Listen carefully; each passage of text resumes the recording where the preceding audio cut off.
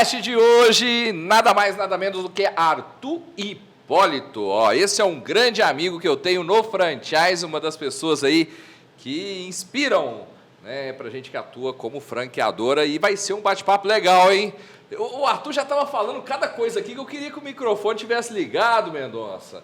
O negócio estava bom aqui, o assunto estava prazeroso, mas vamos começar agora, vamos por partes.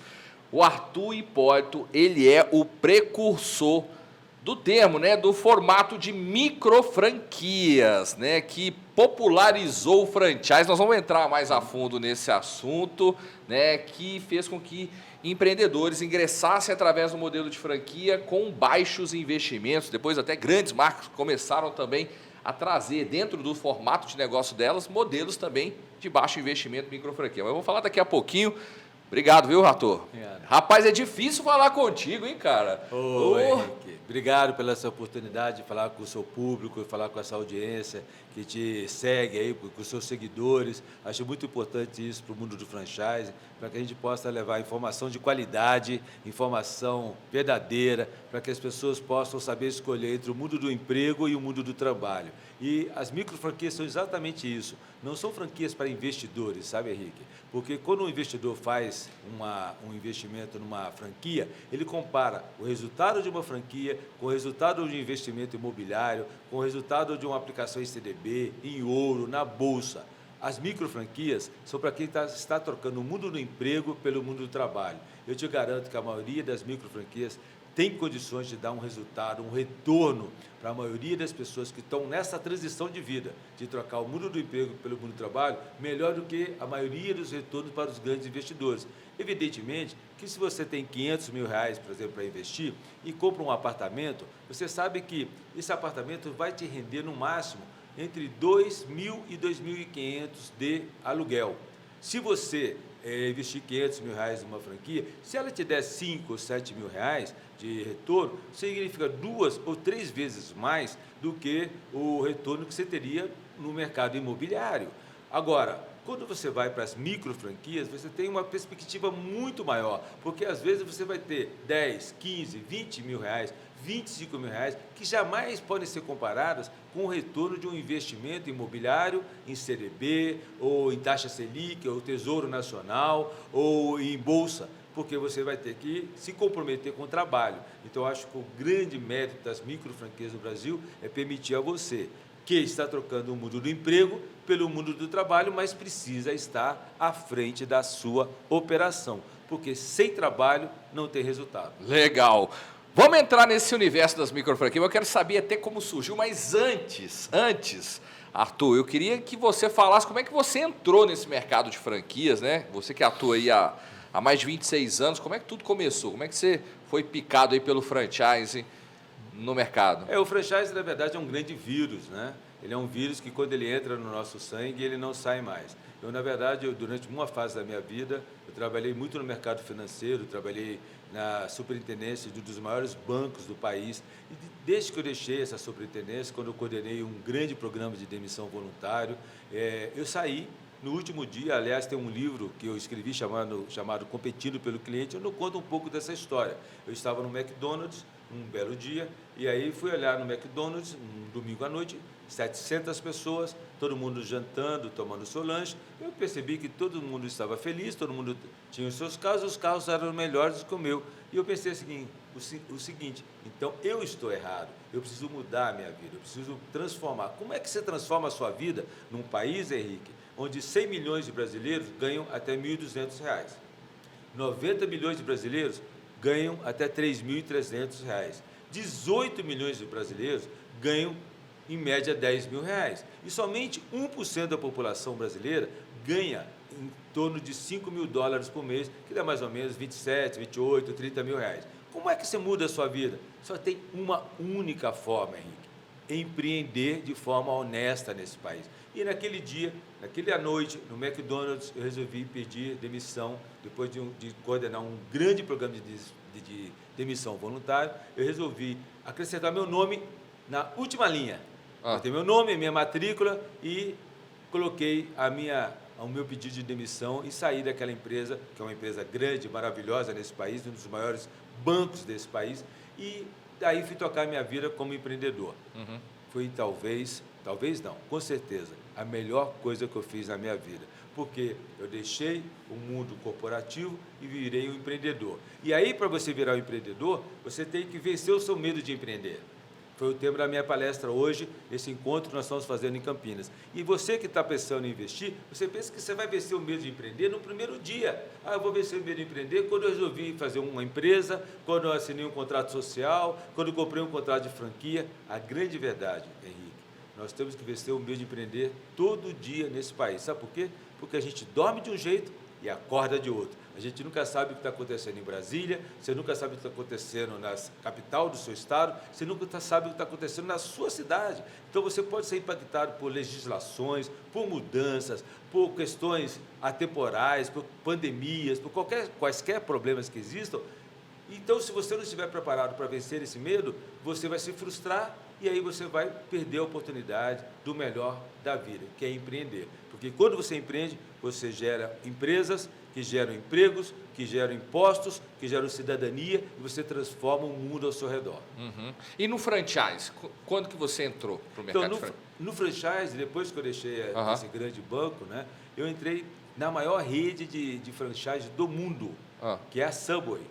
Não existe maior rede de franchise do mundo. E na Subway fui um dos pioneiros em implantar a Subway no Brasil. Você entrou como franqueado, como agente funcionário? de desenvolvimento. Agente de desenvolvimento, eu tinha um projeto, um contrato de desenvolver 100 unidades na nossa região. Isso foi quando o Subway entrou aqui pela primeira vez? Pela primeira vez. Tá. Pela primeira vez, Legal. Nós fizemos esse projeto de desenvolver essa rede com 100 unidades. Chegamos a abrir 6 unidades na época, mas nós fomos envolvidos, Henrique, por uma falta de um dever de casa. Nós acreditamos no Master Franqueado brasileiro da época e ele nos incentivou e nos permitiu abrirmos unidades da Subway, como a que nós fizemos aqui no centro de Campinas, de 300 metros quadrados, 400 metros quadrados. Quando a maior métrica, a média das métricas, na verdade, a média das métricas que existe no mundo, são 30, 40 metros quadrados por uma Subway. Porque uma Subway ela tem uma linha de produção que ela produz X sanduíches por hora. Não adianta. Ela não vai produzir... Se ela produz para encher 100, a loja de 300. 100 sanduíches, ela não vai produzir 500. Então, você tem uma capacidade de produção e aquela capacidade de produção ela se esgota dentro daquela unidade. Então, se você quer ter um aumento de produção, você tem que abrir uma segunda unidade, uma terceira unidade, uma quarta unidade. Então, é uma operação de um alimento saudável, maravilhosa e tal, mas que na primeira vez que ela veio para o Brasil foi mal implantada. E nós acabamos sendo vítimas, entre aspas, dessa má implantação, não por culpa da Subway americana, talvez um pouco, mas assim, pelo master franqueado que implantou a operação no Brasil, sabe? E aí, nesse processo, eu costumo dizer o seguinte, que eu aprendi o franchise na dor. É muito bonito a gente aprender as coisas no amor, né? A gente que tem filho, a gente ensina os filhos como é que funciona a vida, assim. Mas no fundo, a gente só aprende na dor, né? Então eu aprendi o franchise na dor. O que é o franchise na dor? Perdendo dinheiro, sofrendo, entendendo que eu tinha feito errado, entendendo que eu, por causa de $2.000, não tinha ido nos Estados Unidos conhecer as operações americanas e simplesmente fiz as operações no Brasil. Mas isso faz parte do aprendizado e que nos possibilitou no futuro que a gente recuperasse esses erros, né? E mais do que isso, né? Que a gente trabalhasse para evitar que os nossos franqueados que vieram a acontecer no futuro passassem pelas mesmas coisas que a gente. Legal, cara, legal. É possível. Às vezes você não consegue administrar todo mundo, porque às vezes tem pessoas que usam máscaras sociais e entram no negócio, mas na hora de trabalhar não querem trabalhar e aí você não consegue ajudá-los. Legal, cara. Eu tive um podcast aqui com o Renato Ticolá, você conhece bem? Né? Meu amigo. E ele estava falando, cara, exatamente com relação a isso, né? Quando trouxe o modelo para o Brasil, o americano lá queria implantar algo que lá funcionava, mas não existia uma tropicalização. E aí o desafio, né? A gente vê grandes marcas que entraram aqui no Brasil, tiveram que tentar pela segunda, pela terceira. Subway foi um desses casos, né, que entrou aqui, não deu certo, depois voltou e aí conseguiu desenvolver a marca. E é isso, né? A gente fala que empreender, a gente tem um desafio, né, de aprendizado todo dia e grandes marcas erram também, né? A empresa é uma escola da sua vida, né? Então, qualquer empresário, qualquer empresa está sempre aprendendo, né? Nós que somos aqui pequenos empresários, pequenos franqueadores, desenvolvendo os nossos negócios, gerando emprego, gerando novas oportunidades. Quando a gente se compara com essas marcas globais, mundiais, que têm 50, 60, 70 mil pontos no mundo, eles também erram. Sim. Vejam, a própria Subway, por exemplo, ainda continuou errando há pouco tempo no Brasil, abrindo lojas maiores do que a necessidade dela, como se o modelo não tivesse dado certo na maioria dos países onde ela está. Então, quer dizer, o processo ele é de aprendizagem e erro, seja para um grande franqueador, seja para um médio, seja para um pequeno franqueador. Então, todos nós estamos vivendo uma vida de aprendizagem constante, sabe? E depois da Subway? Então, depois da Subway, eu vivi uma experiência muito importante. Porque como eu sempre trabalhei com treinamentos, com recursos humanos, porque eu venho dessa estrutura de um banco onde eu trabalhei na minha vida, dava cursos de negociação, de vendas, montei as primeiras equipes de vendas deste banco que eu trabalhei na minha vida. Eu fui trabalhar numa empresa maravilhosa que foi a Wizard, com meu amigo Carlos Wizard Martins. Legal. Um homem que eu admiro, um homem que é um self-made man, um homem que construiu a sua vida como você constrói a sua, como eu construo a minha, e muitos homens do franchise, como o próprio José Carlos Semenzato, construíram a sua vida do nada. E desse nada fizeram tudo, né? Então, são homens que nos inspiram. Vim trabalhar com o Carlos, trabalhei com o Carlos 9 anos no crescimento da rede Wizard no Brasil, lancei a rede Alpes, lancei a rede Worktech, sabe? Que uma delas não deu certo, como foi o caso da Worktech, que era uma área de cursos profissionalizantes, e a gente mudou, então ele focou muito mais na área de idiomas, acabou comprando outras redes, no final da minha gestão com ele, depois de 9 anos. Você atuava em qual área lá, Arthur? Eu fui o CEO, eu entrei como gerente comercial, depois fui diretor e depois terminei a empresa como CEO dele, durante quase 3 anos da minha vida, como CEO dele. E fui o braço direito do Carlos, me orgulho muito do trabalho que eu tive com ele, ao ponto de preparar a empresa dele para a aquisição e as fusões que ele fez, que levaram a ele a comercializar a Wizard para a Pearson e ter feito uma das maiores vendas do franchise do mercado brasileiro. Você chegou a ficar até o processo de venda ou você chegou a sair antes? Eu saí antes, eu fiz as primeiras aquisições e aí os filhos deles já estavam assumindo a operação, então era hora de deixar os filhos assumirem e já estava há muitos anos à frente dessa operação, era hora com certeza, de ele trazer outros profissionais que seriam muito mais competentes do que eu para fazer essa transição para a venda para uma empresa internacional. Com certeza, eu não teria essa habilidade para fazer essa transição para o mercado internacional. Ele teve essa habilidade, buscou os profissionais competentes e a minha relação com ele como profissional acabou, mas como amigo continua até hoje. Legal, cara. E assim, foi uma das maiores, se não a maior, né, cara? A transação de venda, né, de uma franqueadora, acho que foi a maior. Derrubou, mas tem problema não. Derrubou, mas tem problema não. Água é água. Água é água. Foi a maior transição. Foi a maior transação, né, de venda de uma franquia. De 2 bi, né? 1,7 bi, né? 1,7 bi. A gente tem que bater palmas pro Carlos. Foi uma operação baita de uma operação, né? cara. Ele fez no momento certo, na hora certa. Talvez ele hoje não conseguisse fazer o que ele fez, porque o mercado de idiomas mudou muito, a pandemia cortou e mudou hábitos de relacionamento, de ensino, de educação. Então, ele realmente teve uma grande oportunidade que o grande arquiteto do universo o abençoou para que ele fizesse aquele negócio na sua época. Você que estava lá dentro lá da Wizard, foi uma empresa que ela estava se preparando e já sabia que seria vendida? Como é que foi esse processo de venda? Então, assim, olhava para frente e falava, daqui quanto tempo? Daqui 3 anos, daqui 1 ano?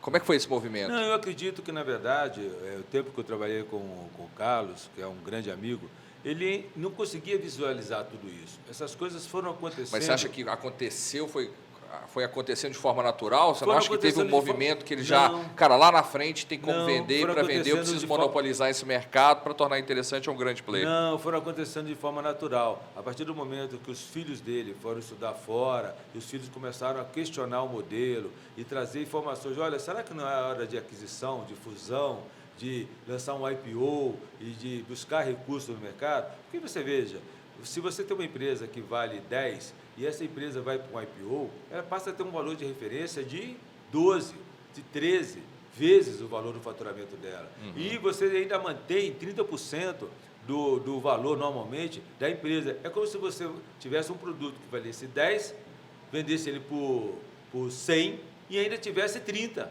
Então, quer dizer, eles fizeram o movimento certo, embora um pouco tardio, né, do ponto de vista do IPO, mas conseguiram um investimento internacional que fez a aquisição deles. Eu acredito que até deu perfeitamente Mas você acha que o objetivo principal era o IPO e aí no meio do caminho encontrou uma aquisição? Eu acho que não. Eu acho que o objetivo da Wizard, assim, do Carlos, era continuar a empresa dele. Sim. Esse negócio foi uma consequência do crescimento da empresa e a consequência da movimentação do mercado. Eu acho que ele nunca imaginou, nos sonhos mais longínquos da vida dele, que ele um dia fosse vender essa empresa para um grupo internacional ou fosse pensar no IPO. Isso foi uma consequência da evolução dos negócios dele, que o levaram naturalmente a contatos com investidores, né, como o Quineia, né, do Itaú, que é um fundo de private equity, que, olha, você está com um negócio que pode se transformar de A em B. Então, com certeza, nesse momento, ele, com certeza, abriu a sua mente e fez com que ele evoluísse para essa venda da Wizard, que ele fez num momento fantástico. Legal. Provavelmente, ele não conseguiria fazer não, essa operação. Provavelmente não, eu diria que é impossível. Cavalo arriado passa terreno uma vez só, tá, velho? Para pegar uma mas operação. Ele merece, Henrique. Mas merece, cara. Merece, assim, ele é uma baita referência para quem é do franchise. Um grande empreendedor. Para eu, para você, para todos, né, do franchise. Eu acho que assim, só tem a aprender ali. Ali tem uma referência enorme para o franchise. Eu sou e contribui muito, né? E eu sou privilegiado, porque vivi 9 anos da minha vida ao lado dele, né? Depois nós temos que convidar o Carlos Luiz aqui para o podcast, viu? Vamos convidar sim, o Carlos. Vou convidar. O Carlos, eu já vou fazer um convite aqui ao vivo. Carlos Luiz está convidado aqui para o podcast. Eu quero falar um pouco mais aí sobre franchise eu tenho certeza que o Carlos é uma pessoa de um coração muito bondoso, um cara muito preocupado com franchise, uma pessoa que está sempre tentando multiplicar os conhecimentos para que esses conhecimentos gerem novas empresas, novas oportunidades e felicidade para todos, inclusive para ele e para a sua família. Sim. E aí, depois que você saiu da Wizard, foi quando você criou a Subway? Não, eu saí da Wizard para abrir a Subway. Ah, você foi na Subway, foi depois para a Wizard, depois voltou para a Subway, não? Não, desculpa. Perdão. Então, eu estou trocando. Então, você aqui. trocou aí? Não, eu troquei aqui. Então, na verdade, você começou com a Wizard. Não. Comecei com a Subway, passamos pela Wizard, e depois que eu saí da Wizard, que nós fomos abrir as nossas próprias operações. Ah, legal. Perdão. E aí, como é que foi? E aí, começou... Na verdade, você tem um grupo lá, que é o Grupo Zion. Isso. Fala um pouquinho dessas marcas aí, como é que surgiu esse grupo? Você sabe que eu tenho que reconhecer aqui, Henrique, que esses podcasts, eles ficam gravados, eles viram histórias da vida, né? Eu tenho que reconhecer um amigo com quem eu trabalhei, junto com o Carlos Wizard, que já está falecido, o seu Gilberto Baroni, que ele sempre dizia para mim, Arthur, por que você não abre as suas próprias redes de franquias, né? Naquela época, as pessoas que tinham trabalhado com o Carlos Wizard sempre saíam da empresa para abrir um concorrente do Carlos Wizard. E eu nunca quis fazer isso na minha vida, sabe, Henrique? Eu nunca quis sair da Wizard para abrir uma escola de idiomas, para competir com a Wizard. Eu acreditava que havia outros mercados, outras oportunidades. E foi atrás disso que eu fui buscar o meu sonho, sabe? Eu nunca saí para competir com o Carlos, para copiar o Carlos, para pegar material do Carlos. Muito pelo contrário, eu respeitei essa relação de uma forma muito digna. Então, mas o Baroni, que era o seu Gilberto Baroni, que era um braço direito lá do Carlos, um senhor de uma certa idade já, bem mais velho que nós, todos inclusive do que o Carlos, ele sempre dizia, Arthur, você tem um potencial, por que você não faz isso? Isso o Baroni me inspirou, sabe? De alguma forma, juntamente com a minha esposa, abrimos a primeira operação. E aí abrimos a Tutores, que foi uma franquia de reforço escolar.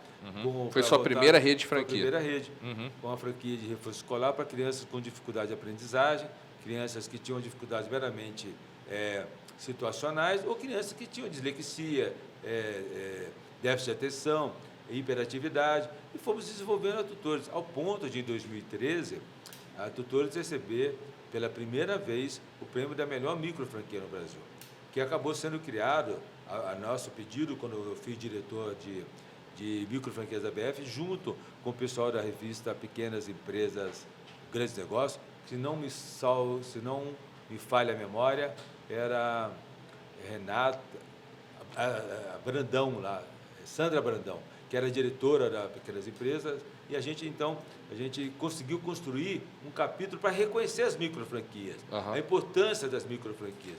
É fato que hoje ainda as pequenas empresas, os grandes negócios reconhecem, né? E que ainda precisa ser reconhecido pela nossa associação, pela própria ABF, porque as microfranquias, elas foram disruptivas no processo brasileiro, porque elas criaram um canal de comunicação com o mini e pequeno empreendedor, ao ponto de hoje as grandes redes abrirem canais de comunicação e de vendas de microfranquias para mini e pequenos empreendedores. Então, essa é uma realidade do mercado brasileiro hoje. E ainda hoje a gente não tem esse reconhecimento dentro da nossa própria Associação Brasileira de Franchise. Espero que um dia a gente consiga reconhecer isso. Porque eu acredito, sabe, Henrique, que existem empresas que são ao concurso. Imagine você, nós somos uma empresa, quando nós ganhamos o prêmio da melhor microfranquia no Brasil, que foi a Tutores, em 2013, nós tínhamos mais ou menos 120 franqueados.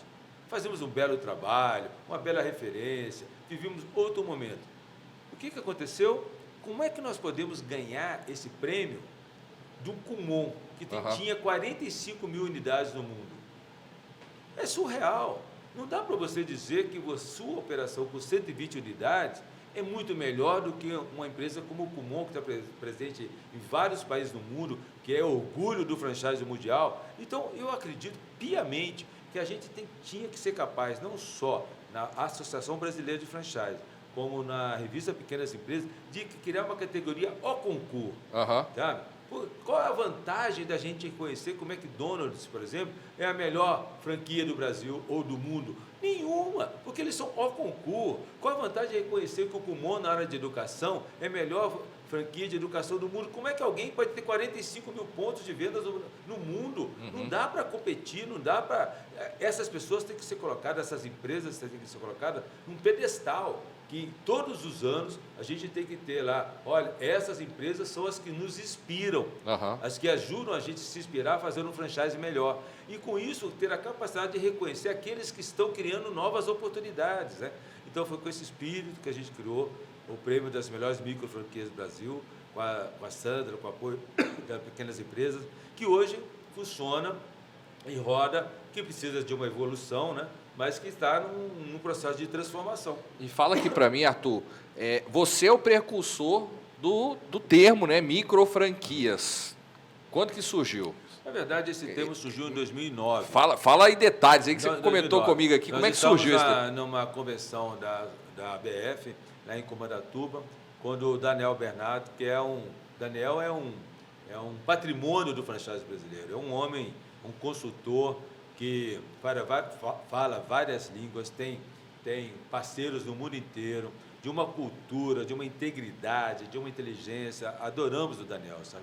O Daniel chegou para mim e falou assim: Arthur, o que você está fazendo chama-se microfranquia. Até então a gente chamava de franquias de baixo investimento, né, ou home office, porque não existia essa categoria no mercado brasileiro.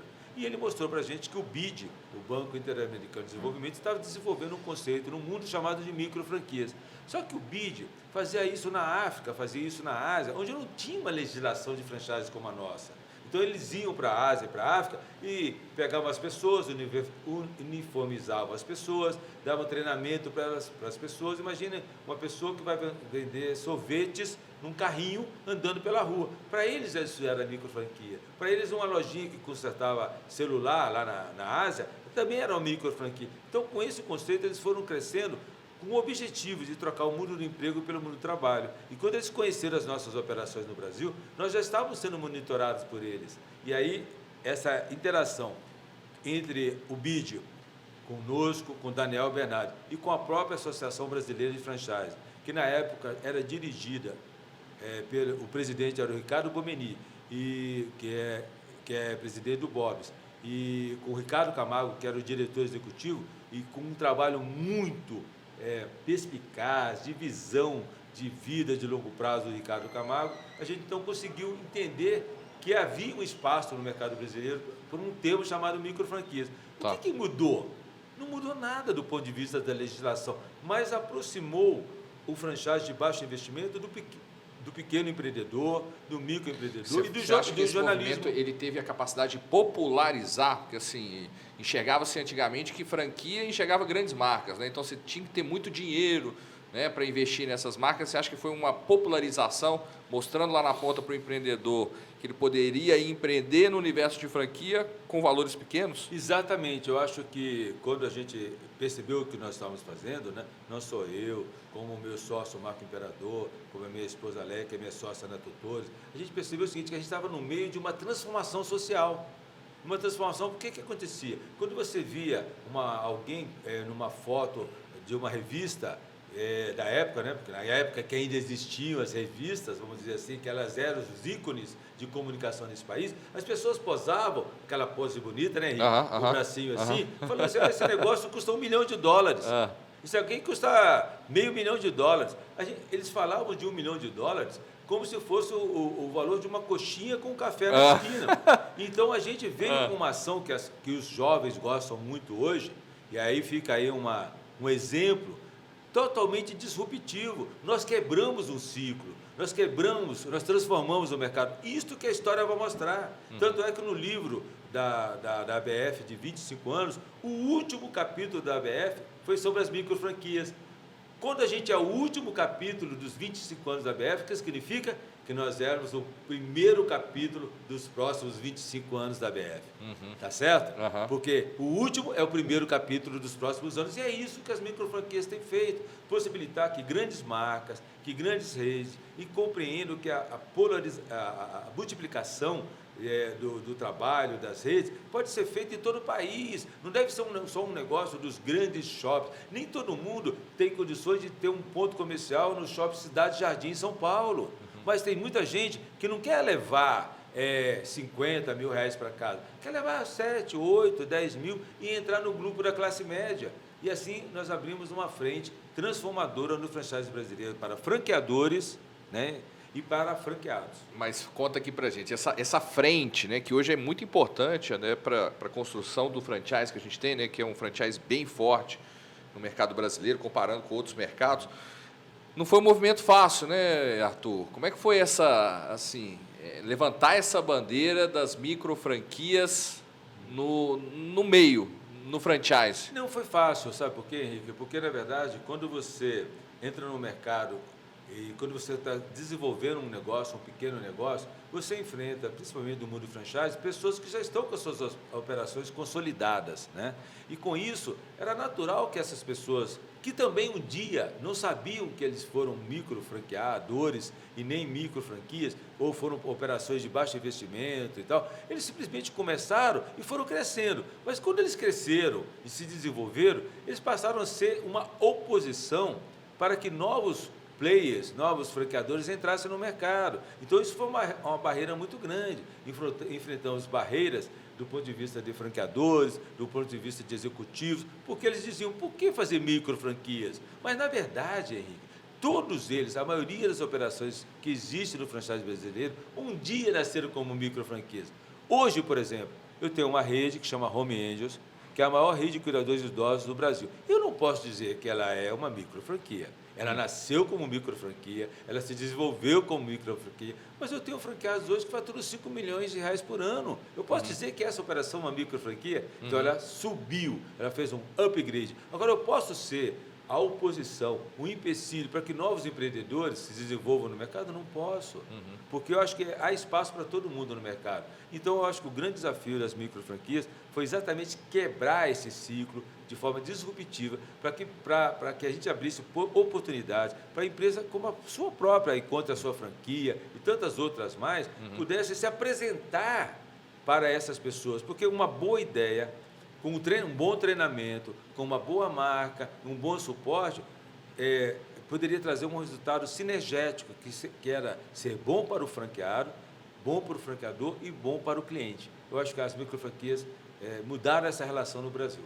Você que é o pai das microfranquias. É o precursor. São dos pais, são dos pais. Eu acho que a microfranquia tem mais voz. Então, assim, todo mundo, assim... Ricardo, desculpa. Seria eu não lembrar do Ricardo Camargo, sabe? Do Daniel Bernardi, sabe? Do meu sócio do Marco, da minha esposa Então, você é um dos pais. Porque eu sou um dos pais, porque a gente teve essa capacidade de compreender essa transformação no lugar certo. Talvez se a gente não tivesse compreendido, talvez as microfranquias nunca teriam existido, sabe? Aham. Porque a gente não teria comprado essa bandeira. Mas a partir do momento que a gente comprou, agora recentemente eu vi uma das maiores redes aí de franchise no Brasil, uma rede que tem 40, 50 anos, lançando um pacote de microfranquias, sabe? Por quê? Porque percebeu que esse é um canal legítimo. Os mercados se transformam, as pessoas mudam. A gente não precisa posar, né? Posar assim como, meu negócio custa $1 milhão. Num país onde somente 1% da população brasileira ganha acima de R$30 mil por mês. Então, a gente tem que se adaptar, sim, e encontrar ferramentas para levar o franchise de uma forma organizada a todos os lugares do país. Não simplesmente a Campinas, não simplesmente a São Paulo, mas levar em Sobral, levar em Juazeiro, levar em Crato, sabe? Levar lá no Nordeste brasileiro, levar em Manaus, como nós tivemos há 3 ou 4 semanas atrás. Então, e a gente que estava lá em Manaus, Henrique, vê que cidade forte, né? De um comércio forte. Então, as pessoas que às vezes estão aqui no Sul, elas ficam imaginando Manaus. O que é Manaus? Manaus é uma cidade maravilhosa, 2.200.000 habitantes, um forte comércio, uma forte movimentação. Então, o Brasil tem espaço para muitos crescimentos ainda. E você acha que hoje o franchise, num conceito de microfranquia, ele está sendo bem disseminado, ele está sendo bem trabalhado lá na ponta, na base daquele que quer empreender? O que você me diz? Em que pese toda a evolução que nós tivemos do franchise, toda a transformação que nós tivemos nesses anos todos, a gente ainda vive um conflito entre o mais forte e o mais fraco. Isso é natural da natureza humana, né? Sempre quem é mais poderoso acha que, porque é mais poderoso, pode impedir que o mais fraco cresça, se desenvolva. Particularmente, eu vejo que a gente deveria usar o instrumento das microfranquias como algo de transformação social no nosso país. Então, acho que caberia a nossa entidade, a própria ABF, na visão aí do nosso atual presidente ou do futuro presidente, levar esse conceito para os nossos governantes, seja a nível federal ou estadual, para que a gente ampliasse essa oportunidade de desenvolver as microfranquias de uma forma muito mais forte, porque elas são libertadoras, elas transformam essa pessoa que está no emprego, que está lá na busca do emprego, para o mundo do trabalho. Essa pessoa vai pagar impostos, vai gerar dinheiro, vai gerar empregos, então isso é libertador. Então, a gente deveria ter as microfranquias como uma política de Estado.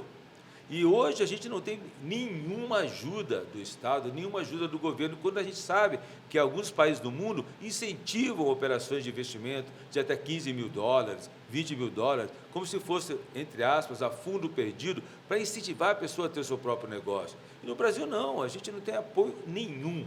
Se você vai procurar um apoio do FAT, por exemplo, do Fundo de Amparo do Trabalhador, você pode chegar em qualquer agência do banco que administra o FAT.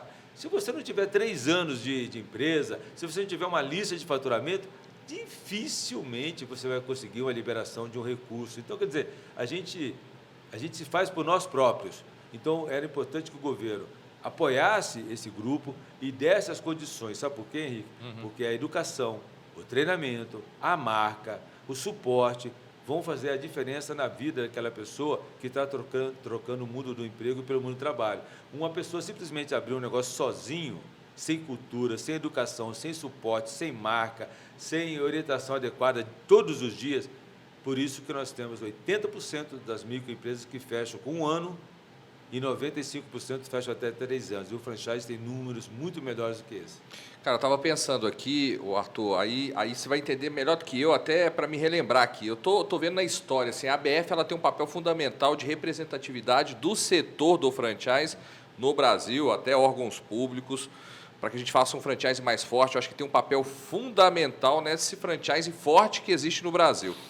Mas já teve algum presidente da ABF que era uma franqueadora, né, um franqueador, mas um conceito de microfranquia, até para representar isso no franchise e levar, né, essa, vamos dizer, desenvolvimento que a gente precisa como modelos de baixo investimento? Já teve, que eu tô tentando lembrar aqui, ó, na ordem cronológica aqui dos presidentes da BF, mas eu acho que nunca teve. Já teve? Nós nunca tivemos um presidente da ABF que representasse as microfranquias. Nós tivemos a figura do Ricardo Bomeni, que era diretor do Bob's e que apoiou com a sua percepção de, talvez até pessoal e de responsabilidade social, de acreditar no crescimento das microfranquias como algo exponencial de desenvolvimento do franchise do Brasil. Eu acho que a história deixou registrado isso como algo muito valoroso para o Ricardo. Nós devemos, Ricardo, a você, esse ponto transformador na história do franchise brasileiro. Mas, desde o Ricardo, nós nunca tivemos nenhum presidente que representasse o segmento das microfranquias. Nós sempre tivemos pessoas que ou representavam as franquias tradicionais ou representavam a área de gestão ou de consultoria, mas nunca um representante das microfranquias. Talvez a gente esteja aí num limiar, num novo momento, num novo ciclo, de pensar como é que a gente pode ter uma nova representação que realmente transforme o franchise brasileiro, dando oportunidades para aqueles que mais precisam, abrindo a mente do ponto de vista de capacitação, pensando na responsabilidade social que a própria entidade tem, a ABF, em formar novos franqueadores, permitir que novas pessoas criem novas redes de franquias, apoiar isso através de treinamento, educação, com recursos aí do Banco Interamericano de Desenvolvimento, com recursos do SEBRAE, tem tantas entidades que podem apoiar, né? E permitir que as pessoas que estão trocando o mundo do emprego pelo mundo do trabalho se permitam, porque veja, Henrique, nós temos microfranquias que começam com R$5.000, com $1.000. Quer dizer, é possível a pessoa, às vezes, começar um negócio no Brasil com $1.000. E tem franquia com 1.000, com 2.000, com 3.000, com 5.000, e que elas são libertadoras, são transformadoras. Então, acho que a gente tem um papel muito importante pela frente de construir um franchise brasileiro mais inclusivo e nos tornarmos, talvez, um exemplo cada vez maior para o mundo no que diz respeito ao crescimento do franchise e à transformação do franchise. Quando a gente fala normalmente em microfranquias, né? O termo mais pesquisado na internet, quando a gente fala em franquia, é franquia barata, né? Todo mundo está querendo um negócio com baixo investimento e alta rentabilidade. E, normalmente, quando a gente tem modelos, principalmente na área de serviços, né? Modelos home office, você não tem ali, por exemplo, você tem um modelo home office, você não tem uma loja, você não tem vitrine ali de fluxo passante para despertar o interesse das pessoas entrarem na loja e consumir, por exemplo, aquele produto. Qual que é o entendimento de responsabilidade que aquela pessoa que quer empreender, que vai para um modelo, por exemplo, home office, de baixo investimento, ele precisa ter? Ele precisa entender ali que, se ele ficar de braço cruzado, nada vai acontecer. O que você me diz? Henrique, você tocou num ponto que eu acho que a pandemia, se ela trouxe alguma coisa boa para a nossa vida, foi a mudança dos paradigmas de alguns de nós.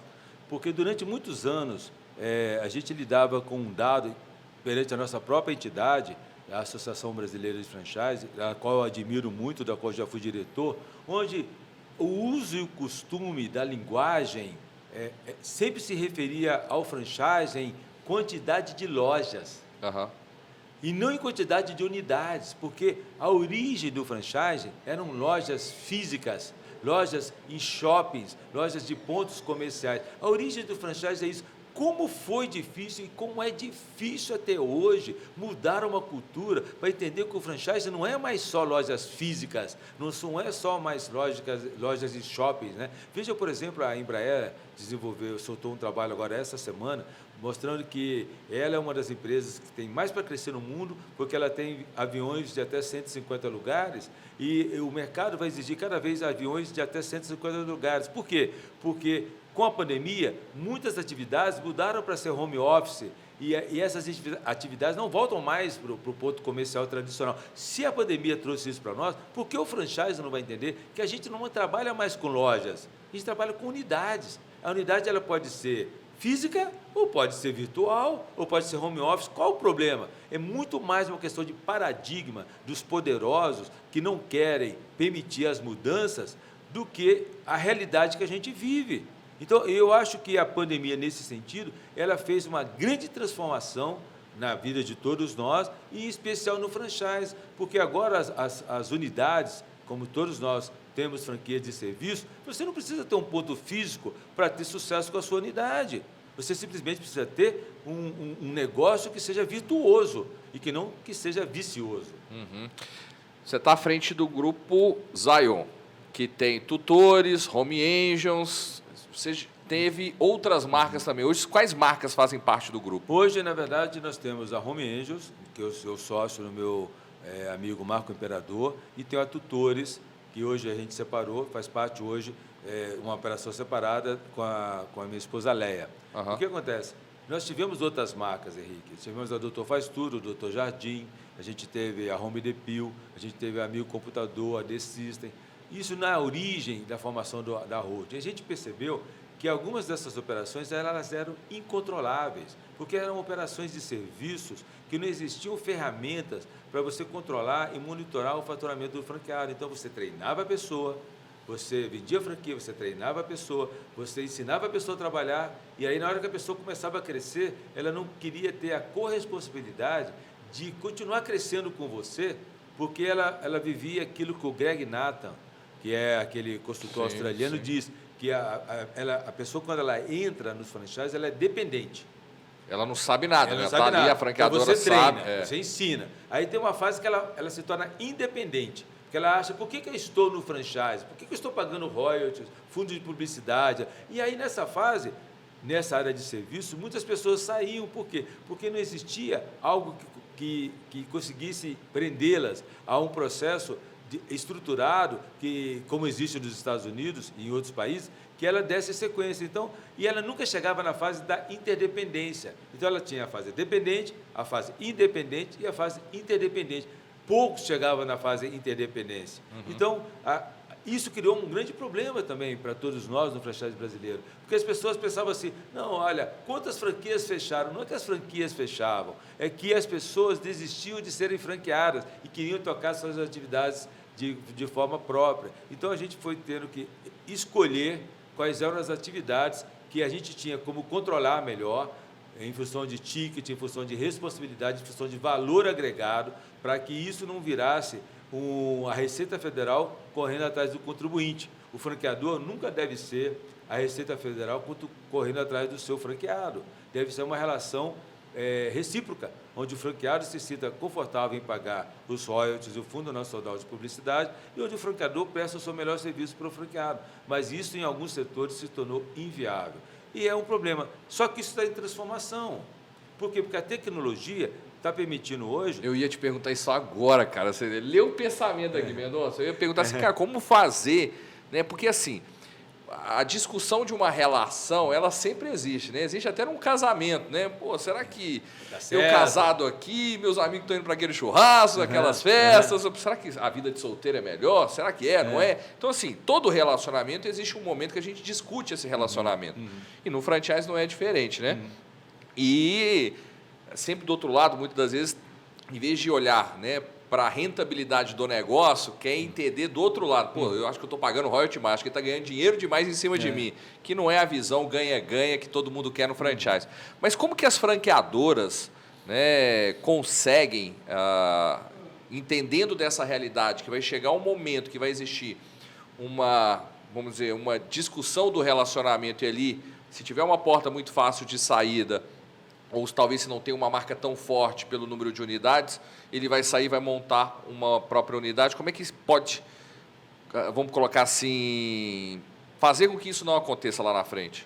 Olha aí, que hoje eu vejo de uma forma muito tranquila isso aí, gerando valor para o cliente final.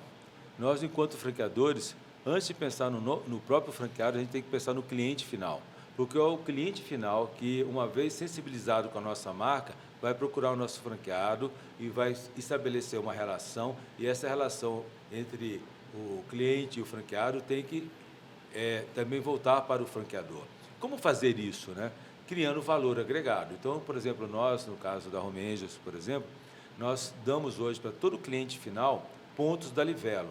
A Livelo é o maior hub de milhagem da América Latina. Envolve 23 milhões de clientes do Banco do Brasil e do Bradesco. Então, todas as vezes que o meu cliente lá na ponta paga o meu franqueado e o meu franqueado informa o contrato e paga os meus royalties, esse cliente recebe pontos de fidelidade através do nosso Fundo Nacional de Marketing. Bom, isso faz com que, se por algum motivo o franqueado esqueceu de cadastrar o contrato, ou se por algum motivo ele não cadastrou o contrato por uma decisão voluntária dele, aquele cliente lá na ponta vai ser o primeiro fiscal dessa relação, porque é a ele que nós devemos o resultado. não ao franqueado. É aquele cliente que nos escolheu. Todo o marketing é feito para aquele cliente final escolher o nosso franqueado. Segundo item, nós implementamos, no nosso caso, uma orientação médica por telefone. Então, todos os nossos clientes lá da ponta, se um assistido precisa de uma orientação 2 horas da manhã, ele tem um telefone 24 horas, onde a cuidadora pode ligar e conversar com o médico e dizer, olha, está acontecendo isso, o que eu faço? Só vale para quem está cadastrado. Então, é mais uma ferramenta para impedir que a gente se torne a Receita Federal versus o contribuinte. A gente não quer ser isso, mas a gente tem que criar ferramentas para que essa relação seja profícua, seja verdadeira. A gente criou mais do que isso, o atendimento pré-hospitalar, que é, se o cliente lá na ponta precisar do atendimento para mandar uma ambulância, o nosso assistido, vai uma ambulância até a casa do cliente, com um médico, e, se precisar, remove ele para um hospital. Tudo isso entre 30, 40, 45 minutos no máximo nas grandes cidades brasileiras. O que acontece? Se ele tiver cadastrado e tiver essa relação conosco. Outro item, não acredito, Henrique, eu não acredito mais no franchise cuja a contabilidade não seja centralizada. A contabilidade hoje, a tecnologia permite que você possa ter um franqueado seu em Belém do Pará, mas a contabilidade seja numa empresa onde você quiser no Brasil, em Porto Alegre, em São Paulo, e que você, franqueador, no seu contrato, por contrato, tenha acesso à consolidação financeira dessa conta. Tudo isso para mostrar o quê? Para mostrar que os números são abertos, sabe? Então, cada vez mais a relação tem que ser transparente. Você fala a questão da contabilidade unificada, mais para acompanhamento, acesso a informações com o objetivo de auxílio para o franqueado. Redução de custos, estabelecimento de parâmetros de DRE iguais para as mesmas unidades e, ao mesmo tempo, acesso às informações de consolidação. Então, isso deixa a relação mais transparente, né? Agora, recentemente, a gente está implantando, no caso da Romenge, a teleconsulta, que é todas as nossas cuidadoras, todos os nossos cuidadores terão acesso a uma teleconsulta para poder fazer as suas consultas médicas via virtual. Então, desde que elas estejam cadastradas no sistema, vinculadas a um contrato. Os nossos assistidos também, desde que eles estejam vinculados a um contrato assistido. Então, a gente está fazendo uma ação de marketing, uma ação social, uma ação responsável, que nos tira de um mercado de commodity e nos leva numa posição de um produto agregado. Agora, esse produto agregado tem que ser respeitado por todas as partes, que é o consumidor final, o franqueado e nós. E isso é bom para quem? Para o assistido. Então, quando a gente caminha para atender o assistido, isso cria um ambiente de bem-aventurança, sabe? Que permite com que o processo evolua melhor e diminua consideravelmente essas picuinhas que possam existir. O brasileiro tem um sonho de ser empreendedor, né? Como tem um sonho de ter a casa própria. Acho que são um dos grandes sonhos do brasileiro. E o franchise está ali com o objetivo de ter uma possibilidade de empreender com menores riscos. E uma pergunta que sempre me fazem lá no canal, Henrique, eu quero aquele modelo que dá dinheiro. A gente sabe que tem modelos bons naquele mesmo setor que estão dando dinheiro e aqueles negócios que estão fechando as portas. O mercado brasileiro do franchise ele é forte, certo? Certo. Beleza. Forte. Quais os cuidados o empreendedor lá na ponta ele precisa tomar, mesmo tendo um setor tão forte no Brasil como o setor de franquias? A primeira, são vários cuidados. O primeiro deles é reconhecer, primeiro, seus dons e habilidades. Quais são os seus dons? Então, se você precisa olhar para o mercado e pensar o seguinte, eu vou trabalhar com o quê? Se eu vou trabalhar com idoso, eu tenho que estar preparado para trabalhar com idosos. Se eu não gosto de pessoas e quero trabalhar com pets, eu tenho que estar preparado para trabalhar com pets. Se eu não gosto nem de pets e nem de idosos, eu vou trabalhar com lavagem de carro, como uma empresa que você tem, então eu vou trabalhar para cuidar de bens semoventes. Então, você tem aí bens tangíveis que não dependam do relacionamento humano. Então, você tem várias possibilidades. Então, a primeira preocupação é o seguinte, nem tudo aquilo que é bom para o seu vizinho, para o seu cunhado, é bom para você. Então, a primeira pergunta, tudo dá dinheiro na vida. Tudo dá dinheiro. Agora, resta saber se você quer pagar o preço do seu sonho e do dinheiro que você quer levar para casa. Porque as coisas são proporcionais ao tamanho do seu sonho, né, Henrique? Eu sempre falo com os meus filhos, né? Meus filhos, eu tenho trigêmeos entrando agora na idade de 18 anos, eu digo para eles o seguinte, qual é o tamanho do seu sonho? Se você quer levar 1.000 para casa, 2.000 para casa, você não precisa estudar em Harvard. Aham. Não precisa estudar em Stanford. Não precisa fazer Coimbra. É só você estudar aqui, continuar fazendo o que você está fazendo, que você vai levar 2.000 para casa, 3.000 para casa. Qualquer brasileiro hoje consegue levar isso, que tenha um ensino médio, um ensino de uma universidade, vai levar 2, 3, 4, 5, 6 mil. Agora, isso vai comprar o seu Porsche? Não vai comprar o seu Porsche. Isso vai levar você para Paris? Não vai levar você para Paris. Então, eu acho que a gente tem que compreender que essas questões fazem parte dessa visão do que a gente pode orientar o franchise, sabe? Porque senão a gente fica simplesmente deixando isso à deriva, sabe? Como se isso fosse uma escolha do mercado, e era uma escolha pessoal. Então, primeiro item, você tem dons e habilidades para escolher o que você quer. Por isso que a gente está aqui hoje, você tem várias empresas, eu já tive várias empresas, estamos aqui numa feira maravilhosa em Campinas, com mais de 60 franqueadores aqui. Qual é o seu dom, né? Aí, o segundo item, cuidado com os modismos, né? A gente viveu aí fases no mercado brasileiro, não só de franchise, no mercado como um todo, tivemos a síndrome das paleterias mexicanas. Parecia que todo mundo ia chupar picolé o dia inteiro. É sério, Henrique. Eu sei. Eu já vi paleteria mexicana que o cara reformou o ponto, em breve vai abrir e nunca abriu. Por quê? Porque o mercado já estava saturado. Vejam quantas paleterias mexicanas sobraram.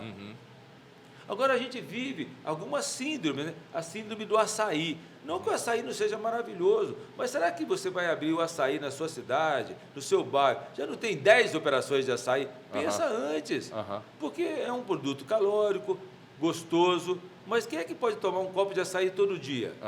Então, quer dizer, são cuidados, porque a concorrência ela existe, ela é salutar, mas você precisa avaliar. Então, os modismos a gente tem que tomar cuidado. Veja, por exemplo, não faz muitos anos atrás, a gente ia nas grandes feiras de franquia, Henrique, só dava escolas de idiomas. O que aconteceram com elas? Fomos nós que destruímos as escolas de idiomas? Fomos nós que dizemos que o inglês não é importante na vida de um filho de nós? Nós sabemos que falar uma segunda língua é importantíssimo, só que a tecnologia mudou a forma de se relacionar com o idioma. Né? Seja através de um Google Tradutor, seja através de um aparelho que você fala e a outra pessoa entende. Então, isso mudou todo mundo. Então, aquela pessoa que no passado queria fazer uma única viagem para o exterior, hoje, com um chip de iPhone, por exemplo, ela consegue falar em qualquer lugar do mundo, em russo, inclusive, se ela quiser. Então, não dá para você esquecer isso. Veja, por exemplo, a síndrome da área de bolo, né? Tem bolo da tia, bolo da avó, bolo da mãe, bolo do irmão, bolo do cunhado. E bolo é uma coisa deliciosa. Tem do Mendonça também. Bolo do Mendonça, bolo da Maria. Mendonça. A pergunta é a seguinte, será que existe espaço para tanto bolo no mercado? Existe. Desde que naquele bairro, naquele lugar, você não tem vários concorrentes estabelecidos, que foi a síndrome da paleteria. Às vezes tinha 10 lojas já de paleteria mexicana e o cara queria abrir a 11ª, não vai rodar. Então, a gente tem que olhar e compreender assim, tomar os cuidados entre saber os nossos dons, as nossas habilidades, né? Aqueles propósitos que a gente tem, né? E saber escolher o segmento, evitar os modismos, né? E ter um propósito, um comprometimento. Eu digo assim, imagine você que seja um franqueado da Romênios, 24 de dezembro, 8 horas da noite, você que tem filhos pequenos também, árvore de Natal montada, sabe? Os presentes estão lá para o amigo secreto, o peru ou a leitoa, né? Você que é mineiro, a leitoinha está lá crocante, né? Com aquela boca, com a maçã, sabe assim? É a Simone cantando aquela música lá na vitrola. Vitrola, hein, Henrique? Então é Natal. Vamos cantar junto aqui, ó. O que você fez? O ano termina. Vocês entendem? A Simone está cantando essa música e toca o telefone. Alô? Oi, Henrique, tudo bom? Tudo bem? Aqui é o Arthur. Olha, Henrique, estou te ligando para dizer que a nossa cuidadora não veio para cuidar do meu pai. Aí você fala, nossa, o que eu faço? Espera um pouquinho, me dá um minuto. Aí, se você não observou as orientações da franqueadora, você simplesmente vai começar a procurar uma franqueadora que está disponível no seu banco de relacionamento. Aí você liga para a primeira, ela não te atende. A segunda, você manda o zap, ela tirou aquele negócio de azulzinho. Ela está comendo peru, tá comendo leitão. A terceira, ela fala assim, ô Henrique, Ó, Henrique, eu estou muito bem, mas eu já tomei uns vinhos, então não dá para ir. Moral da história, se você não pagar 3 cuidadoras pré-pagas para elas ficarem à sua disposição para uma emergência profissional, seja ela qual for, ela tem virtudes, mas também tem defeitos. Então, o mais importante é, eu consigo sobreviver a estas opções que eu estou fazendo? Essas opções são importantes para mim? Aí a pessoa consegue ir. Se ele conseguir sair no 24 de dezembro, botar um jaleco e cuidar do idoso, ele fica no negócio. Se ele falar assim, não, essa noite eu não posso, a cuidadora faltou, você cuida aí do seu pai, vou dar um jeito aqui, essa pessoa nunca vai se desenvolver conosco e provavelmente quando ele olhar no espelho vai dizer que a culpa de quem que é? Do franqueador, mas na verdade a culpa é dela. O Arthur, assim, eu falo assim, o brasileiro tem um sonho de ser empreendedor. É um sonho, quer ter o próprio negócio. Ele trabalha para alguém e vai falar, cara, meu sonho é ser dono do próprio negócio. Mas assim, um brasileiro, desabafando aqui, eu acho ele só vê o lado bom. É as cachaças que se bebe, mas não vê os tomos que se toma, né? Ele só vê aquela capa, aquele cara que está andando com um carro importado e acha que aquele carro caiu do céu. E aí, quando o empreendedor ele vai empreender, ele tem, né, ali a porta, né, o caminho de empreender sozinho, que ele vai criar sua própria marca, o seu próprio conceito, né, vai fazer a sua própria pesquisa de mercado, e ele tem um franchise.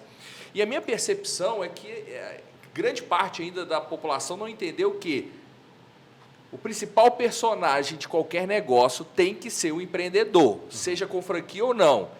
A franquia vai facilitar o caminho, transferindo conhecimento, know-how, te dando uma baita estrutura por trás. Mas se o empreendedor não quiser fazer, ninguém faz por ele. E aí o desafio, porque empreendedorismo é algo que não se aprende no Brasil na escola. E aí ele vai empreender, ele tem o dom, ele gosta daquilo que ele faz, mas ele não tem uma característica e atitude de empreendedor. Como é que nós fazemos como franqueadores para esse perfil que muitas das vezes é a grande maioria dos franqueados?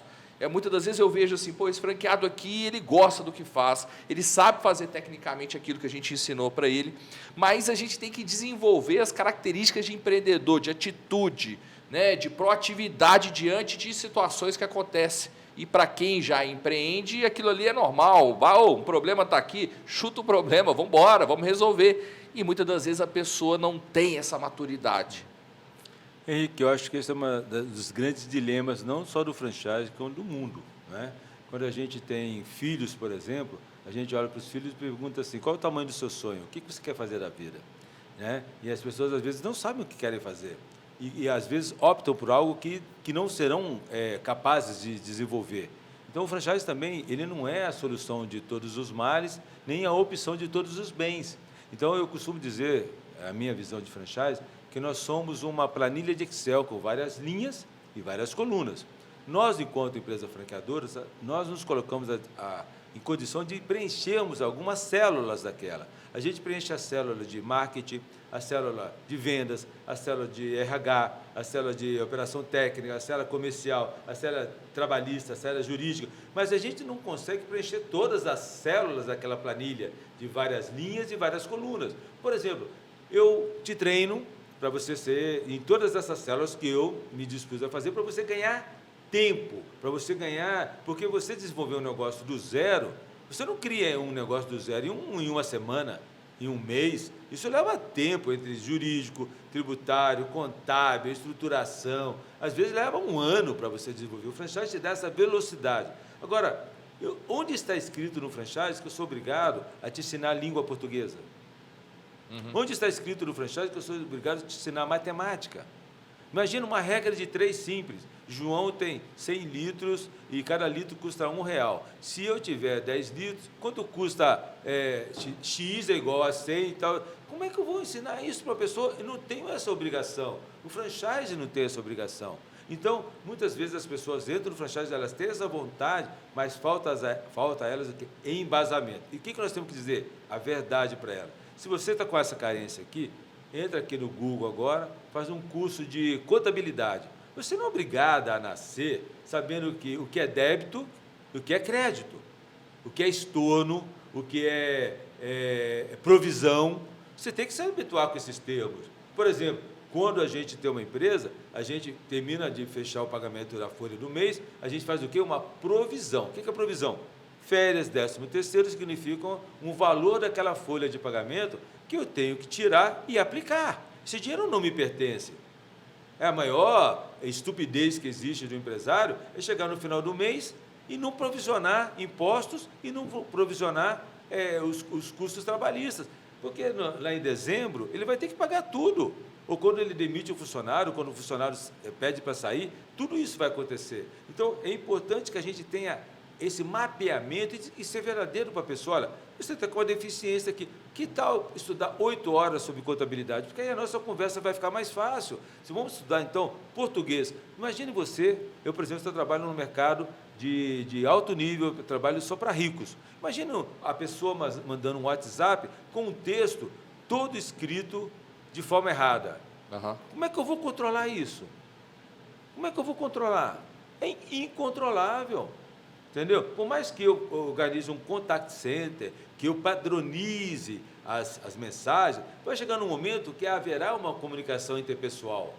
Porque vendas é uma comunicação interpessoal. Se essa pessoa não estiver preparada, ele pode correr o risco de colocar tudo a perder. Então, a gente tem que ser verdadeiro. Porque no franchise tem uma coisa, sabe, Henrique, muito interessante, né? Você sabe disso perfeitamente, mais do que eu. Quando o franqueado ganha muito dinheiro, chega um momento que ele diz assim, esse cara sou eu. Esse cara sou eu, né? Quando ele empata, ele faz um DR. E quando ele perde, culpa é da franqueadora. É da franqueadora, sempre é da franqueadora. Então, nós, como franqueadores, a gente também tem que fazer terapia, né? Porque o cara que diz esse cara sou eu, ele acha que a gente não presta. O cara que faz o DR também acha que a gente não presta. E o cara que perde também acha que a gente não presta. Quer dizer, a gente não... E a gente tem a verdadeira noção que não é bem assim. Porque aquele cara que chegou no ponto lá em cima, porque muitas vezes a gente se dedicou meses, dias, horas na vida daquela pessoa. E às vezes ele esquece. Agora, aquele cara que não está indo para frente, a gente também dedicou, mas às vezes ele não tem o dom ou não quis se aperfeiçoar. Então, sabe, Henrique, para terminar, não acho que tenha uma receita final, sabe? Eu acho que a receita mesmo é a verdade de dizer para as pessoas, olha, eu não estou conseguindo, você precisa evoluir. Eu hoje, na palestra que eu fiz aí, eu disse o seguinte, que a sua empresa é a sua maior escola. Quem pensa que fez um curso e já terminou a sua formação, está a caminho de perder tudo na vida, porque nós vamos ter que aprender sempre. Se os nossos pais estão tendo que aprender a mexer com aplicativo de banco, via app, via iPhone, quando você imaginava, com um idoso de 70, 80, 90 anos, ia aprender a tirar extrato, fazer pagamentos, fazer transferências, fazer tudo num aplicativo. Você imagina a insegurança que eles têm. Então, essa insegurança que eles têm é a mesma que uma pessoa de 30, 40 anos tem de entrar num curso, estudar e vencer esse desafio. Eu acho que a história é essa aí.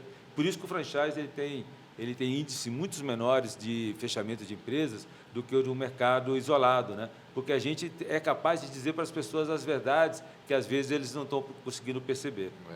E muitas vezes não querem escutar, E né, às vezes cara? não Eu acho querem. que muitas das vezes não quer escutar. E assim, eu falo que isso é um grande desafio, né, cara? Aí, desafio. como franqueador, né? Pô, a gente tem uma baita estrutura, tem marketing, tem ali pessoas para ajudar, mas o empreendedor não quer fazer. Ele não quer fazer porque ele não é empreendedor. E muitas entendeu? vezes Porque se fosse empreendedor. E aí eu falo, que você comentou algo muito interessante, que assim, quando o negócio está bom demais, isso é mérito dele. Quando o negócio não está indo bem... É um DR. Cara, quando não está indo bem, ele aponta que do outro lado ali não está tendo N motivos, né? É Dilma, é Bolsonaro, é política, é mercado, é concorrente. Mas é engraçado que em 99% quando você escuta isso, ele nunca fala, o problema sou eu. Nunca. Nunca fala que o problema é ele. E aí, cara, baseado nisso, é o seguinte... Na lei de franquias, nós temos uma questão na lei de franquias que é apresentar para aquele que está buscando uma franquia, candidato, a relação de franqueados e aqueles que se desligaram da rede de franquias. Eu acho que, com o objetivo da lei, a gente está falando o quê? De regulamentar um setor para dar mais segurança jurídica para todas as partes. Mas, quando a gente fala em apresentar franqueados que se desligaram da rede, normalmente aquele franqueado vai contar a história que ele quer escutar. E normalmente ele não vai falar assim, o problema fui eu. O problema era que a franqueadora, que era o mercado. Não teria que ter uma outra forma de validação das franqueadoras?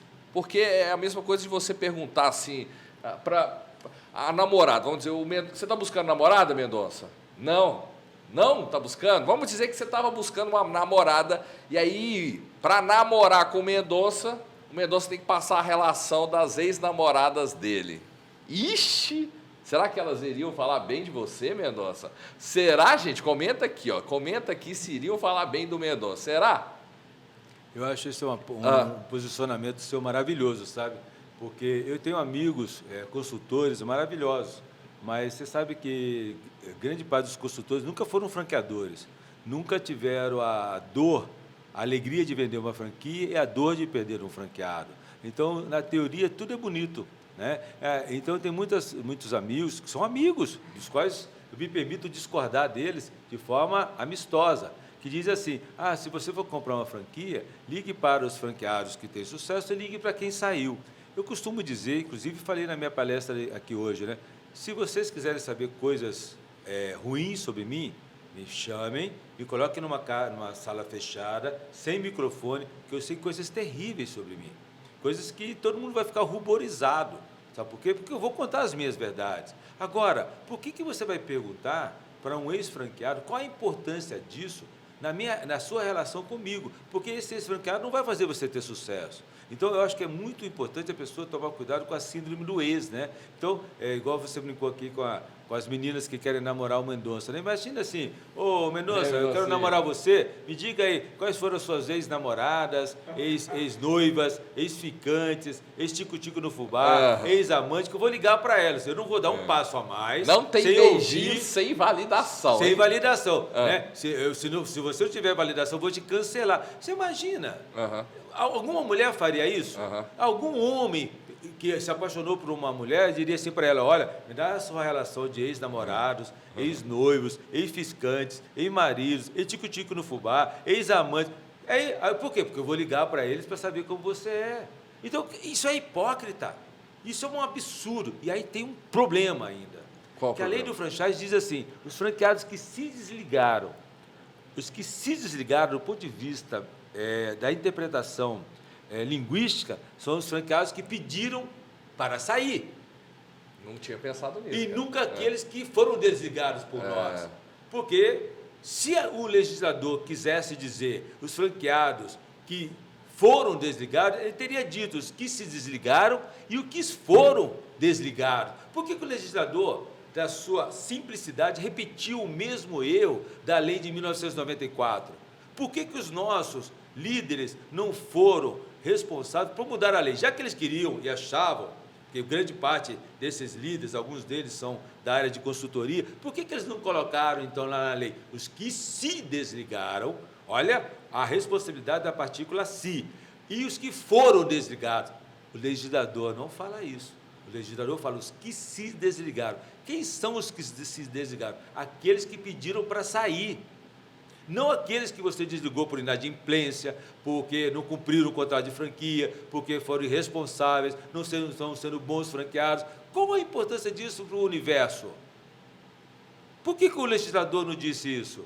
Então, a nossa legislação de franchise, ela tem aí um grande buraco de interpretação, que provavelmente os tribunais vão entender da forma A, B ou C, né? Mas que há um buraco, há. Porque não é correto, se você quisesse dizer os franqueados que foram desligados por mim, são diferentes. Porque você pode ser meu franqueado hoje, não querer mais me pagar, não querer mais trabalhar comigo, e eu posso encerrar o meu contrato, como você pode encerrar o seu contrato comigo. Então, eu particularmente entendo que o espírito legislativo quis dizer aquelas pessoas que estavam desconfortáveis com o franqueador, que pediram para sair. São interpretações totalmente antagônicas, entendeu? Então, o que a gente precisa compreender. E mesmo aqueles que pediram sair, qual a importância deles para você que está entrando no franchise se iluminar? Porque se a gente pensar, sabe, Henrique, nós estamos chegando aí no final do nosso encontro, eu gostaria de lembrar a teoria das cavernas. A teoria das cavernas mostra o seguinte, que havia uma tribo que morava no interior das cavernas.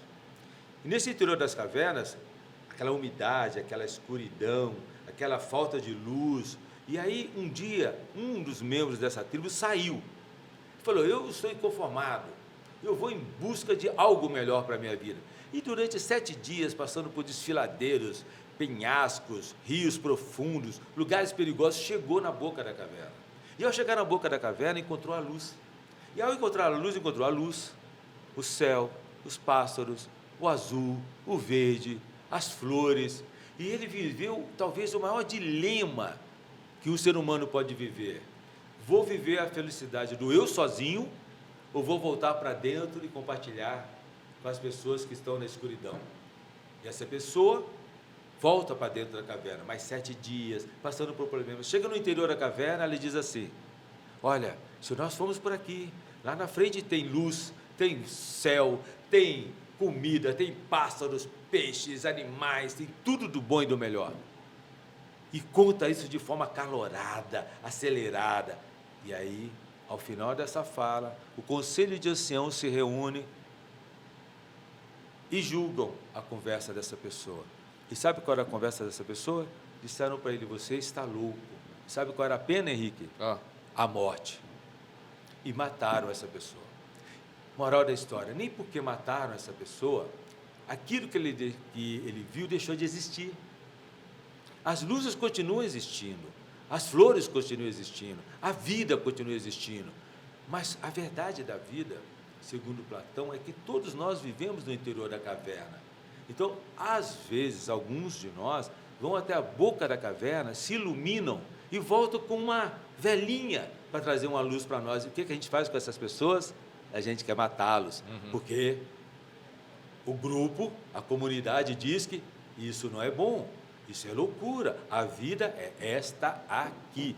Então, se a gente olhar na história da humanidade, pessoas como Steve Jobs, pessoas como Einstein, pessoas como tantos outros aí que criaram as vacinas, que criaram tantas coisas que a gente usa hoje, que alguns a gente nem lembra o nome, né? E pela história, essas pessoas foram seres humanos que foram até a boca da caverna e trouxeram a luz para nós. Então, como eu vejo o franchise? Eu vejo o franchise como alguns de nós que foram até a boca da caverna e trouxeram a luz para dentro de nós. Não é porque não deu certo para você que a luz deixou de existir. A luz está lá, os pássaros estão lá, o verde está lá, a comida está lá, o sonho está lá, mas às vezes as pessoas lidam com os loucos fronteiriços, que é assim, isso não vai dar certo. E às vezes o louco fronteiriço é aquele que dorme com você, na sua cama. E essa pessoa consegue te contaminar ao ponto de você acreditar que o mundo é aquele do interior das cavernas. Então, acho que o grande exemplo que fica na teoria das cavernas de Platão é que a gente deve ser a luz que ajude a iluminar a caverna de cada um de nós. Se eu puder ser uma luz que ajude a iluminar a sua caverna, se você puder ser a luz que ajude a iluminar a minha caverna, o Mendonça ser a luz, vez ou outra, a gente não vai fazer isso todo dia, mas vez ou outra você vai ter um insight, você vai ter uma determinação, uma vontade, você vai reconhecer que a inteligência é 1%, que o sucesso é 99%, que é a transpiração, segundo Einstein, né? E aí você vai enfrentar aqueles 7 dias e vai trazer a luz. Então, eu acho que o grande pedido que fica para todos nós, que a gente seja capaz de não matar e não interromper quem traz a luz para nós, sabe? Eu acho que o franchise é uma das ferramentas de trazer emprego, sucesso pessoal, profissional, e que o franchise seja a luz para cada um de nós, que a gente não seja o grupo de anciãos para matar as pessoas que querem iluminar a nossa vida. Show de bola, cara, show de bola, né? Baita mensagem para a gente encerrar esse podcast, que valeu demais, Arthur. Brigadaço, tá, cara, por ter aceito aqui. Eu queria muito falar contigo aqui no podcast, para a gente transferir conhecimento para quem nos acompanha, né? Para quem quer conhecer um pouco mais sobre esse universo de franquia, para quem já está no universo de franquias. Eu acho que para mim, né, e para o franchise é importante disseminar informações de qualidade. Por isso que eu falo para as pessoas, inscreva no canal, não paga nada. As pessoas estão achando que está pagando para inscrever no canal. Inscreva por quê? Porque ali tem toda hora conteúdo novo. Mendonça, agora vai ter segunda, terça, quarta, quinta, sexta, todo dia, cara. É isso mesmo. Todo dia agora vai ter conteúdo, Arthur. Nós bacana. tínhamos, antigamente, 2 vídeos saindo por semana. Só que a gente quer tanto, né, contribuir para o mercado de franquia, que agora vai ter vídeo levando marcas, né, opções que existem no mercado. Nós vamos ter um quadro lá que chama De Carona com o Henrique Mol, que o Mendonça vai acompanhando as viagens. Sim. E a gente vai pegando insights que a gente vai vendo nessas viagens. Podcast, que a gente leva empreendedores, pessoas que realmente vão trazer conteúdo de qualidade. E na sexta tem aqueles cortes do podcast. É isso? E seria, Henrique, seria muito importante agora, nessas viagens que você faz pelo Brasil, e a gente, na maioria desses encontros, nós estamos juntos, que a gente também pudesse trazer os franqueados para participarem desse podcast. Sim. A gente precisa mostrar para a sua audiência as histórias de cada um deles, né? As histórias dessas pessoas que estavam no interior da caverna, como todos nós, né? Que a gente vive no interior da caverna, né? A gente está sempre esperando uma luz e que foram iluminadas de alguma forma pelo franchise e que o franchise mudou a vida delas, né? Então, se a gente puder nessas de carona com o Henrique, Deixa compromisso meu, cara. Compromisso meu. Eu gostei da ideia. Trazer os franqueados, a gente vai indicando pelo Brasil, seja das nossas redes, das redes que participam, para que você que faz parte da audiência sua, Henrique, possa realmente ter as duas visões, né? A visão de quem trouxe a luz, a visão de quem recebeu a luz e a visão de todos nós juntos, porque o franchise é todo mundo junto, trabalhando numa sinergia para que o seu cliente seja atendido da melhor forma possível e ele seja feliz, você como franqueador seja feliz e o franqueado seja feliz. Esse é o nosso grande objetivo do franchise. Legal, cara. Você sabe que eu te escuto, né, cara? Então essas ideias aí a gente anota e põe em prática, né, cara? Tá certo, cara. Vamos nessas rodadas aí, ó, viagens que a gente faz, buscar franqueados para trazer realmente essa realidade das duas pontas, histórias, né? Como é que foi os desafios, né? As crenças limitantes que aqueles empreendedores até os problemas. Problemas. Eu acho que assim, cara, eu tô aqui também para as contribuições. Eu falo assim, cara, eu acho que a gente tem que abrir realmente a caixa preta. Exatamente. Tá? Mostrar realmente a realidade. Não só ter aquela capa bonita, mas é mostrar, ó, lá no meio do capítulo tem aqueles percalços. Mostrar isso, esse é o meu papel. Não é um mundo só de felicidades, é um mundo de trabalho. Mundo então, se você está trocando o mundo do emprego pelo trabalho, se some a nós. Porque aqui somos todos trabalhadores, construindo, ajudando a construir um Brasil cidadão, um Brasil melhor para os nossos filhos, para as próximas gerações. Legal, é isso aí, ó. Então lembra de inscrever no canal, curtir esse vídeo, compartilha, joga lá naquele grupo de pessoas que estão precisando sacudir um pouquinho, joga lá naquele grupo de WhatsApp, importante pra gente. Valeu, Arthur, te encontro nos próximos vídeos, em próximas viagens. Tamo junto. É isso aí.